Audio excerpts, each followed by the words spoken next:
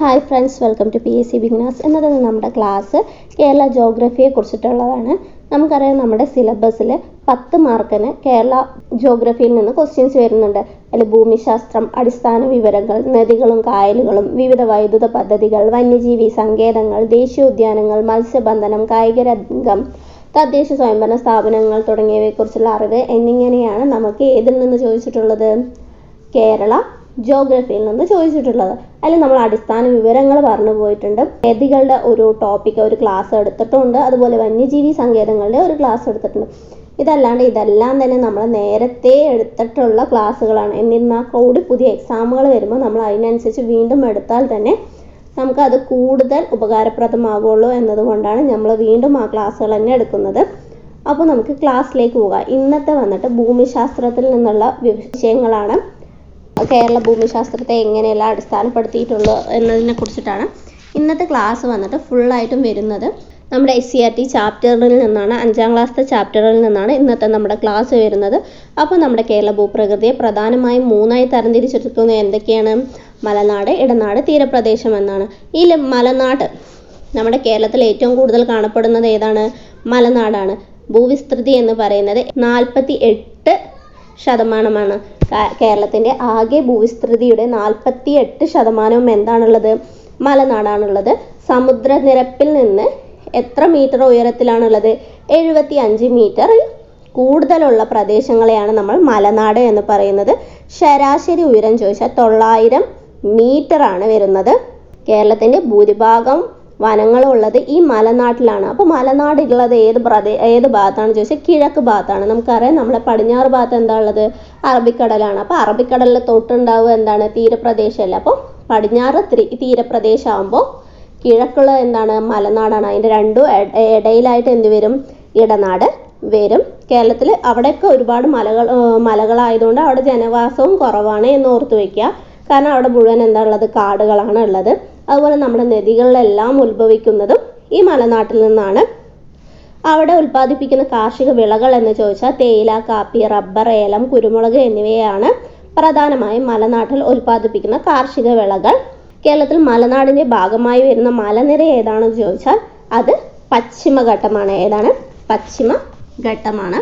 അടുത്തത് ഇടനാട്. ഇടനാടിനെ കുറിച്ച് പറയണമെന്ന് എങ്ങനെയാണ്?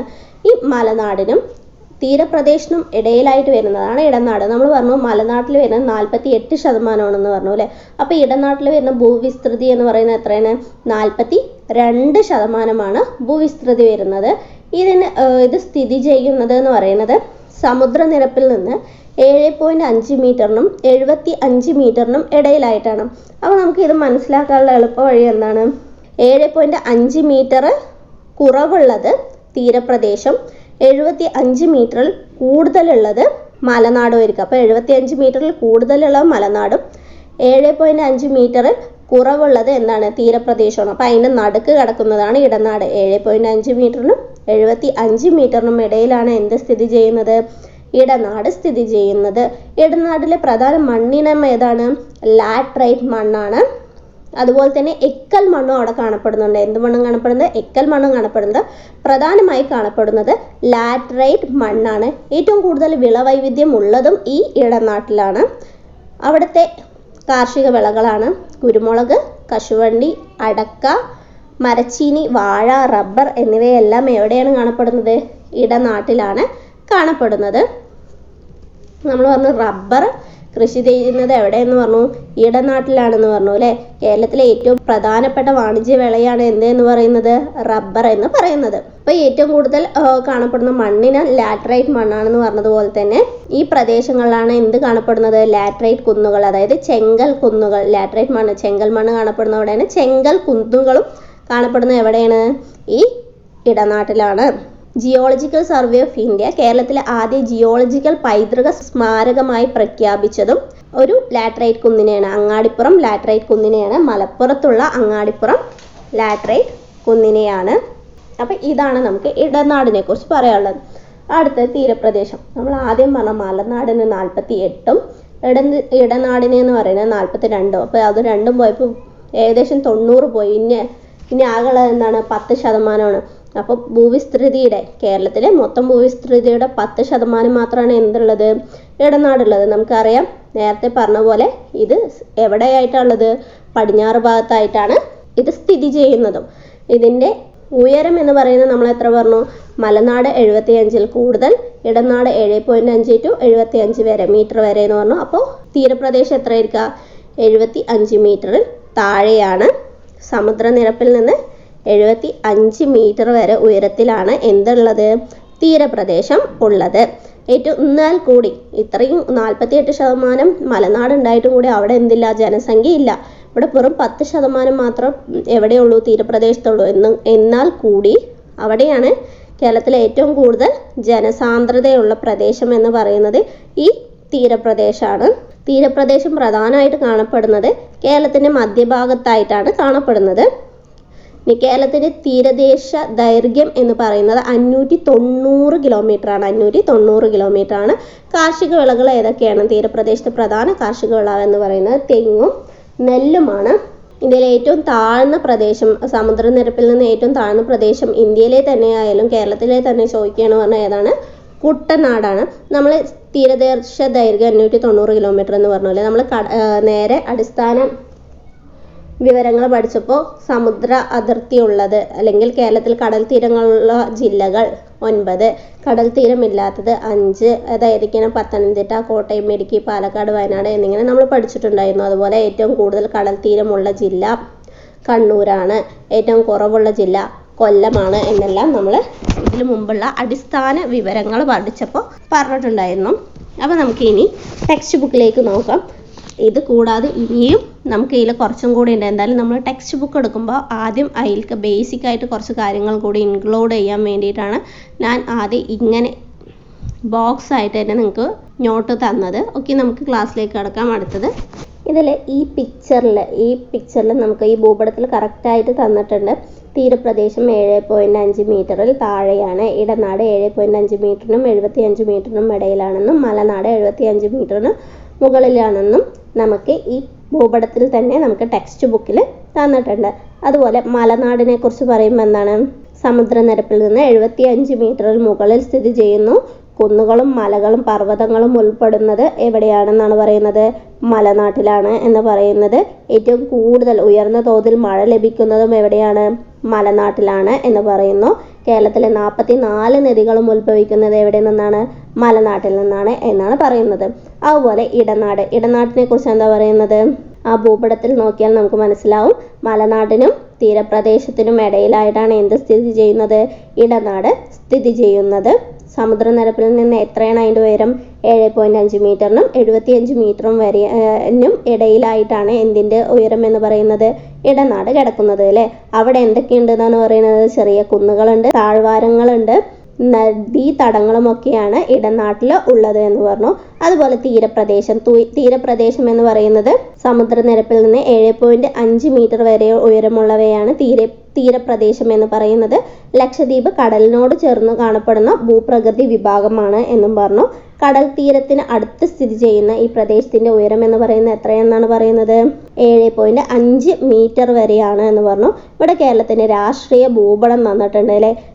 മേലെ നോക്കിയാൽ കാസർഗോഡ്, കണ്ണൂർ, വയനാട്, കോഴിക്കോട്, മലപ്പുറം, പാലക്കാട്, തൃശ്ശൂർ, എറണാകുളം, ഇടുക്കി, കോട്ടയം, ആലപ്പുഴ, പത്തനംതിട്ട, കൊല്ലം, തിരുവനന്തപുരം എന്നിങ്ങനെയാണ് നമുക്ക് കേരളത്തിൻ്റെ ഭൂപടങ്ങൾ. 14 ജില്ലകളും നമുക്ക് അവിടെ തന്നിട്ടുണ്ട്.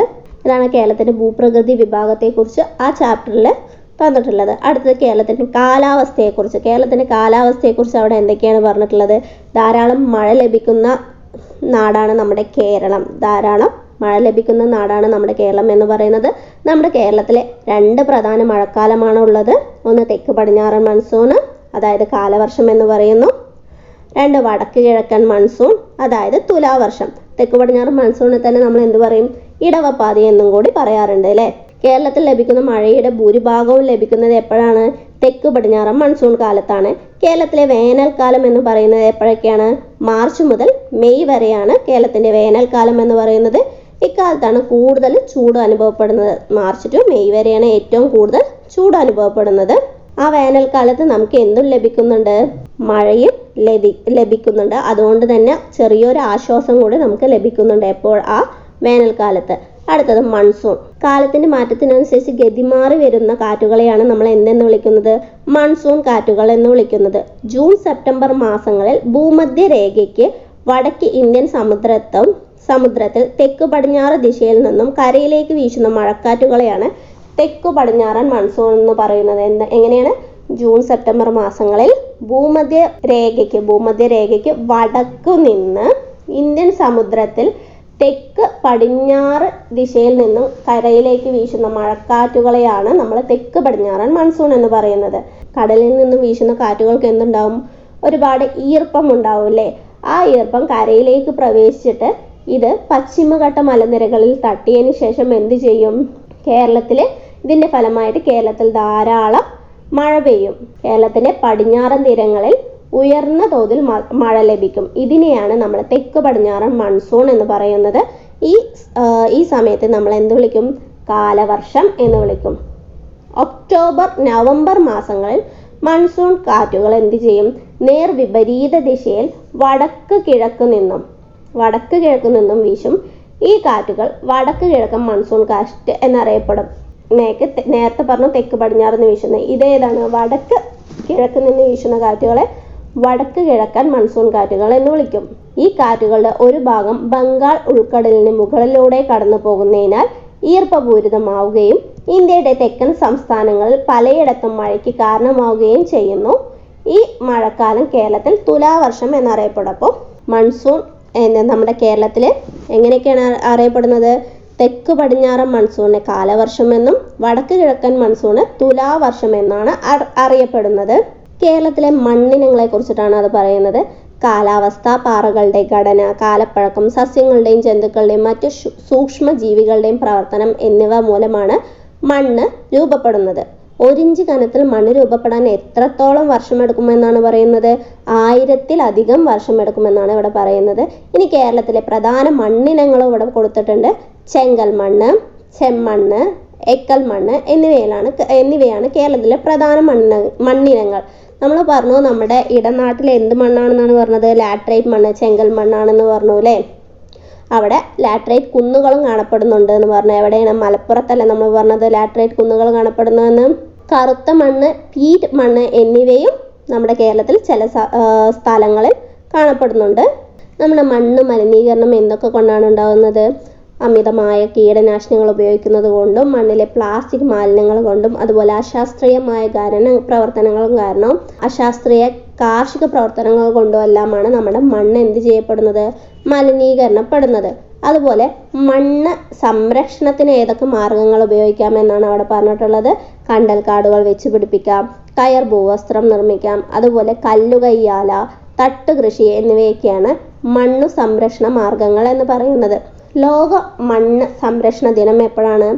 ഡിസംബർ 5 ലോക മണ്ണ് സംരക്ഷണ ദിനമായിട്ട് ഐക്യരാഷ്ട്ര സംഘടന ആചരിക്കുന്നത്. എന്താണ്? ഡിസംബർ 5.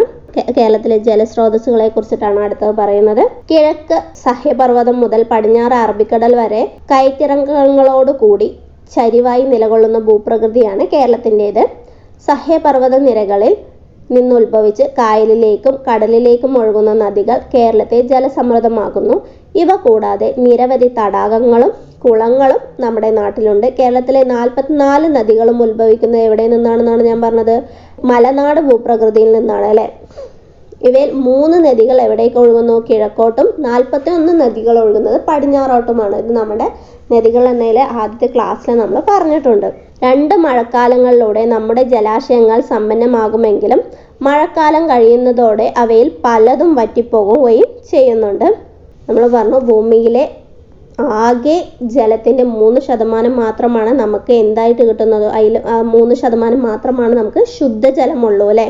ആ ശുദ്ധജലം സംരക്ഷിക്കാൻ വേണ്ടി നമുക്ക് മഴക്കുഴിയും മഴവെള്ള സംഭരണി, തടയണ കെട്ടാം, പുതയിടൽ തുടങ്ങിയ മാർഗങ്ങൾ ഉപയോഗിക്കാനും കഴിയും.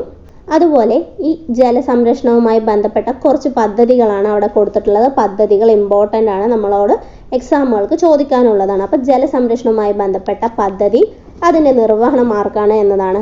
ഇനി ഞാൻ ഒഴുകട്ടെ എന്ന പദ്ധതി ഹരിത കേരളം മിഷൻ്റെയാണ്. എന്താണ് പദ്ധതി? ഇനി ഞാൻ ഒഴുകട്ടെ എന്ന പദ്ധതി ആരുടെയാണ്? ഹരിത കേരള മിഷന്റെയാണ്.